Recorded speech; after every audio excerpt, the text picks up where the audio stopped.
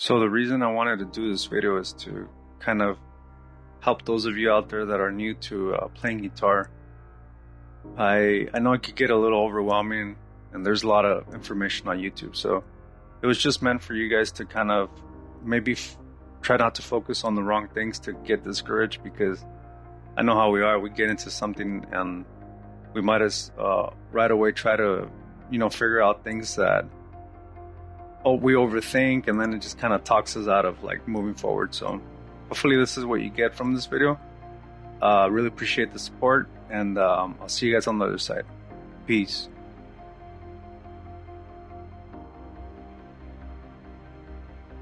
So you're interested in playing guitar, huh? No? Then why you click on this video? I know you are. Don't be embarrassed. It's okay. We've all been there.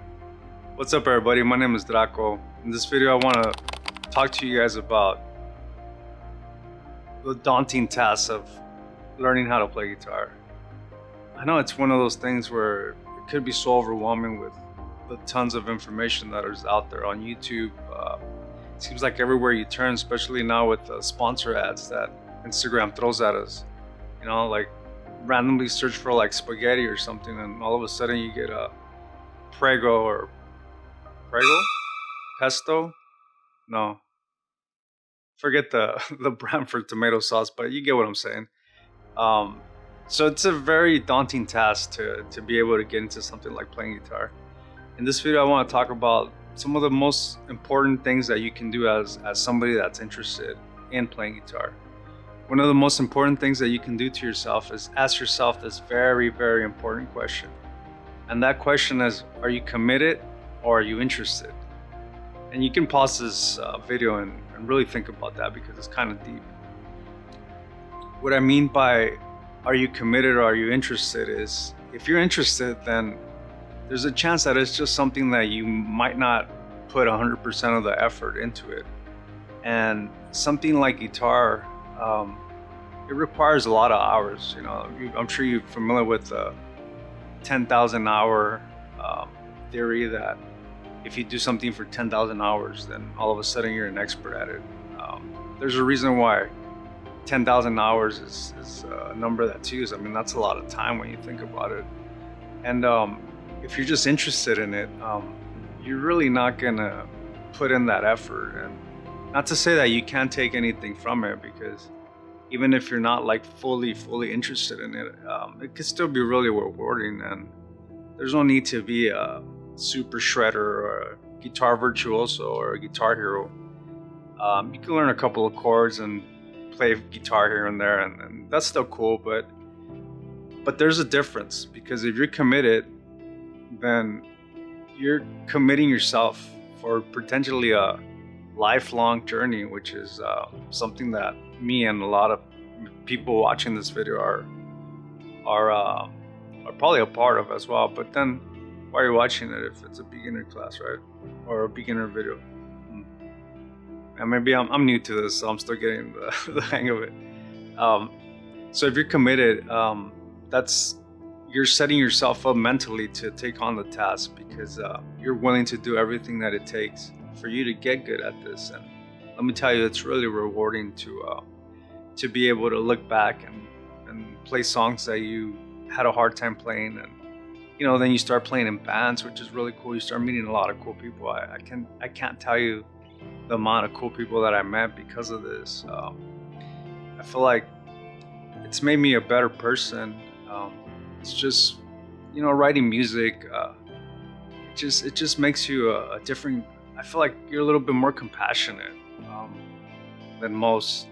And you see things from a different perspective, because as a guitar player or any instrument, when you start getting yourself into like a setting, like playing with other people, and you hear like a cool bass line, and then the drums come in, and there's some momentum going. As a guitar player, you have to figure out a riff or a way to play the chord or a rhythm that kind of sends everything into a different direction, and that comes from seeing things in like a different perspective. So you start looking at things from a different angle, and that kind of that translates into your real world. You'll start getting yourself into like real world situations, and you start seeing things a little different, And I attribute that to playing guitar and just being in a setting where you're required to be creative, while other people are creative as well. You're kind of layering your creativity in order to create a song. So that could be really rewarding.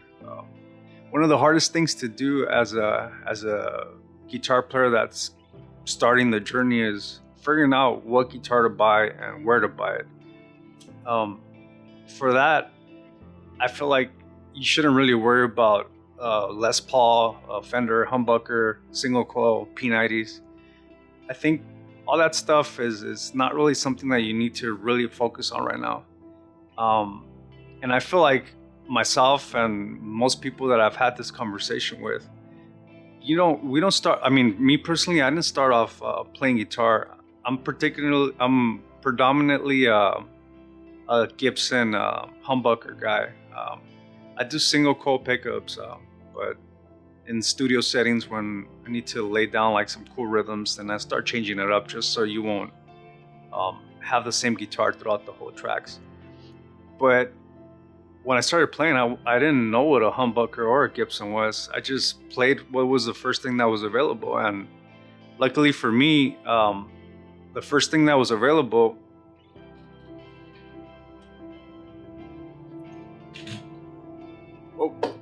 there goes our camera, was this Korean replica of, it has a bolt-on neck, which is this part right here. This is a replica of a Gibson Les Paul Custom, and this was my first guitar that my parents ever bought me back in, I want to say like 94, 95. This guitar was purchased in Mexico. My parents used to ship me out during summer breaks because I was probably a pain in their butt, so they would ship me out to Mexico, and I would spend all my summer vacations there. And I remember I saw this guitar my grandma used to sell like in one of those like outdoor swap meet kind of things. For those of you that don't know, it's just picture like maybe 4 or 5 blocks of a neighborhood, and there's like vendors selling like furniture, food, just anything you can think of. And I remember this guitar was like in the spot that was right in front of my grandma's, and it was like hanging out in a stand. And I remember looking at it, and I told my mom like I want it, and my dad was like, no, you're not getting that. And I remember, I don't know if I cried, I probably cried, I don't remember, but I remember I hassled them like I want it. My mom finally said, you know what, he wants it, let's get it for him. And this is the first guitar that I ever got, and because of that, I was just fascinated with the Les Paul Custom, the diamond block headstock, which is that right there. I became really fascinated with it, and it just kind of became something that I gravitated towards. And it was in that, I started playing, and I was like, oh, I want to be like Jimmy Page, or not that he played customs, but just a Les Paul player or Slash. That wasn't really the thing. It was just something that, the first thing that I really that I had my hands on or access to. And I feel like for you guys, don't even think about if you're playing single coil, if you're playing a humbucker. It's just, you're going to play whatever comes first, and that's what you're going to kind of develop a sweet spot for, I don't know. I mean, when I was a kid and I started playing, I really don't know where people would buy a guitar besides a music store. Maybe like a pawn shop or something like that, but nowadays I think the best place to buy a guitar, especially as a beginner, is in the used market, whether it be Reverb, just OfferUp, Craigslist. I mean, Craigslist is one of those go-to websites where you can still get a guitar fairly cheap. If you're the kind of person that doesn't really like to, meet a stranger at a random place, then what I do, and the pro tip, there's a pro tip, guys. What I do is I tell them to meet me at like a Guitar Center or a Sam Ash or just a music store. I'm sure you guys have something around that you guys can, go and kind of meet this person that you've never met before, because it could be a little tricky.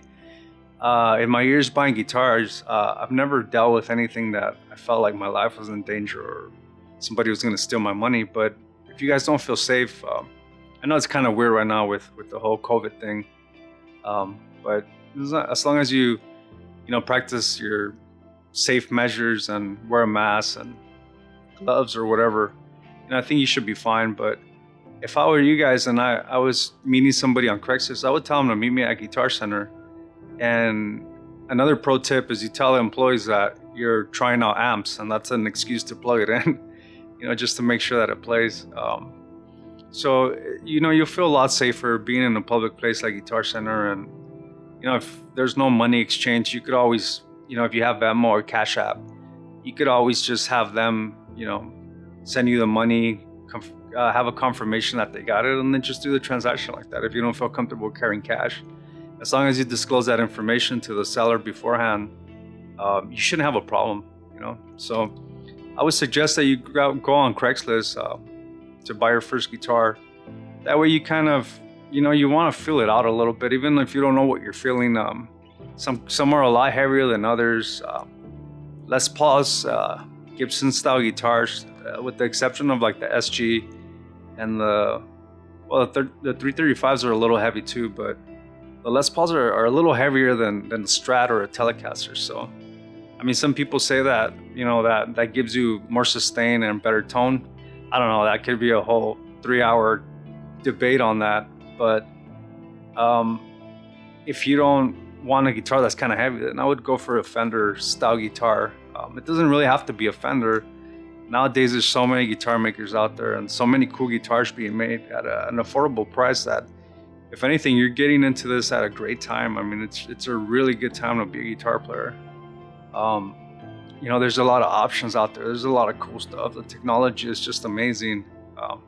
Even though I know a lot of people talk bad about the Amazon Essentials guitar pedals, but hey, as a intro guitar player, to be able to buy a pedal for like 20 or 30 bucks, I mean, dude, you can't go wrong with that. And regardless of what everybody says or a lot of people say, I would go that route, because once you start getting into pedals, I mean, that's when it starts getting really cool, that you start seeing exactly what you can do with it. But everything with time. I don't think you should overwhelm yourself with, getting into pedals right away, and, just kind of feel it out, get your calluses going. It's a really cool journey, and I'm happy that you're taking it on. It's a great community. There's a lot of cool people out there online, and just everywhere that you go, even if you go hang out at a music store, there's always cool people hanging out. I've found a lot of bandmates that way. Sometimes when you get to the point where you want to start playing in a band, that's a good way to find musicians, is you just go to a music store and just kind of noodle around or walk around and hang and hear anybody playing bass. And if that's a person that matches your look and you like their vibe, then just hit them up. Like, hey, are you in a band? Like, hey, let's do something, That's how I found bandmates before. And sometimes the actual employees of the stores, I mean, these guys play, they just have to have jobs to pay rent. So they work at Guitar Center. And it's always cool to have a bandmate that works at Guitar Center or Sound Match, or any music store, because you can get a discount. That's another pro tip right there for you guys. But don't get discouraged. If you ask yourself, are you committed or are you interested from the get-go, then if you're committed, you're in it for the long haul. And no matter what happens, you'll always move forward and not move back, because there's a purpose for everything.